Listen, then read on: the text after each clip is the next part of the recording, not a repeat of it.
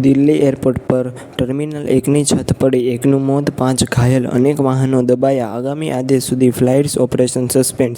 દિલ્હી એનસીઆરમાં વરસાદને કારણે Indira Gandhi international એરપોર્ટના terminal 1 પર શુક્રવારે સવારે 5 વાગ્યે પાર્કિંગની છત તૂટી પડી હતી. દુર્ઘટનામાં કારમાં બેઠેલા કેબ ડ્રાઈવરનું મોત થયું છે, જ્યારે 5 ઘાયલ થયા છે. ઘાયલોને મેદાંતા હોસ્પિટલમાં સારવાર આપવામાં આવી રહી છે. એરપોર્ટ પર ફાયર બ્રિગેડની 3 ગાડીઓ બચાવ કામગીરીમાં લાગેલી છે. દિલ્હી ફાયર સર્વિસના અધિકારીઓએ જણાવ્યું કે સવારે ટર્મિનલ 1 પર ડોમેસ્ટિક ફ્લાઇટ્સ માટે પાર્કિંગ એરિયામાં વાહનોની લાંબી લાઈનો હતી. આ દરમિયાન છત તૂટી પડી હતી. છતનો ભારે ભાગ અને 3 લોખંડના આધાર બીમ વાહનો પર પડ્યા હતા. આ દરમિયાન અહીં પાર્ક કરેલી કાર નીચે દબાઈ ગઈ હતી. નાગરિક ઉડ્ડયન મંત્રી કે રામમોહન નાયડુએ પણ આ ઘટના પર પ્રતિક્રિયા આપી હતી. તેમણે એક્સ પર લખ્યું, "હું વ્યક્તિગત રીતે પરિસ્થિતિ પર નજર રાખી રહ્યો છું.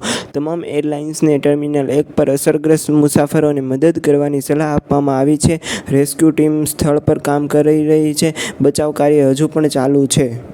ચોમાસું 3 જુલાઈ સુધી દિલ્હીને આવરી લેશે. ગુરુવારે ઉત્તર ભારતના 3 રાજ્યો અને 2 કેન્દ્રશાસિત પ્રદેશોમાં ચોમાસું પ્રવેશ્યું. ચોમાસાએ ઉત્તરાખંડ, હિમાચલ પ્રદેશ, જમ્મુ કાશ્મીર અને લદ્દાખ અને પંજાબના ભાગોને આવરી લીધા હતા. દક્ષિણ-પશ્ચિમ ચોમાસું પશ્ચિમ બંગાળ, બિહાર અને ઝારખંડમાં 11 જૂનથી અટકી ગયું હતું. ચોમાસું 27થી 30 જૂન સુધી દિલ્હી, હરિયાણા અને ચંદીગઢમાં પ્રવેશી શકે છે.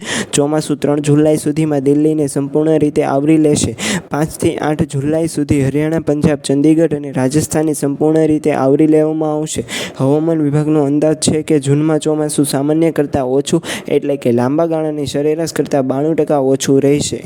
જો તમે ઘરે બેસીને લાખો રૂપિયા કમાવા માંગતા હોય તો નીચે ડિસ્ક્રિપ્શનમાં એક લિંક આપેલી છે, ત્યાં ક્લિક કરતાં જ ₹299 કોર્સ ખરીદી લો. કોર્સ ખરીદતાની સાથે જ તમે બીજા દિવસથી પૈસા કમાવાનું ચાલુ કરી દેશો, એ મારી ગેરંટી છે.